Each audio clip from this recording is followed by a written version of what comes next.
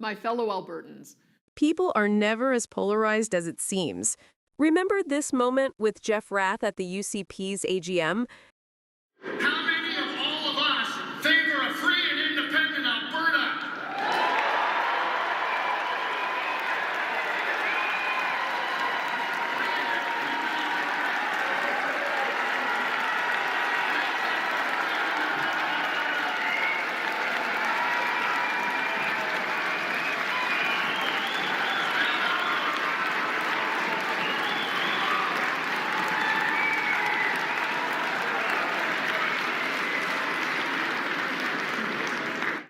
The audience's response to my remarks was, well, a little different.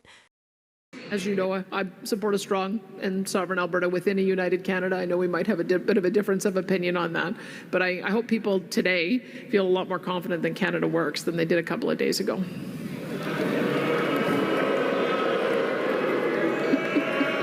Later that evening, a UCP member showed this image to me and suggested that Jeff and I were not as polarized as it seems.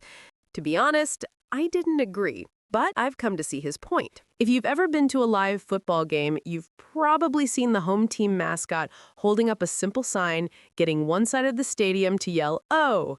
Holding up a little wooden picket fence to the other side of the stadium, those fans yell, "Fence!" Back and forth with each group trying to be louder than the other. But then, the mascot holds up both signs and the whole stadium roars, "Oh, fence!" together.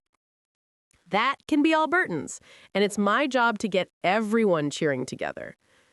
Imagine if Canada was a company and Albertans were workers in a union. For years, generations even, the reasonable requests of those Albertan workers were ignored. Senate reform to provide regional representation as it was originally designed to do, balanced representation by population, ending equalization. If other unions need help, they come with a business plan and ask. Eventually, the Alberta union leaders would tell their Alberta members that the Company of Canada was never going to agree to any changes.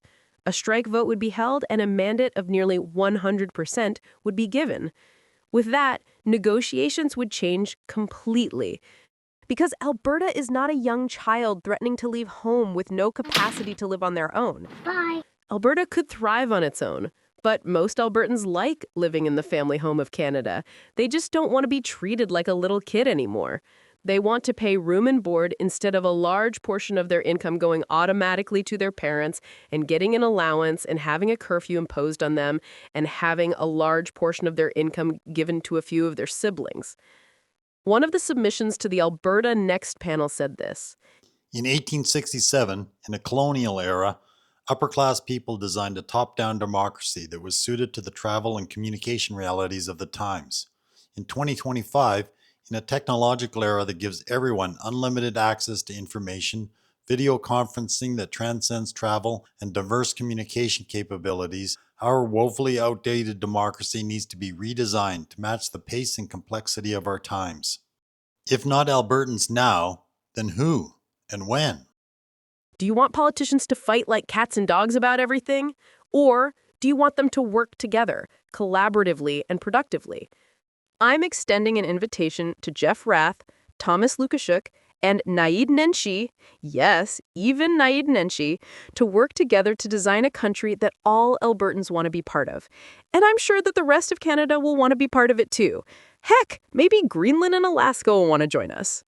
Thank you and good night.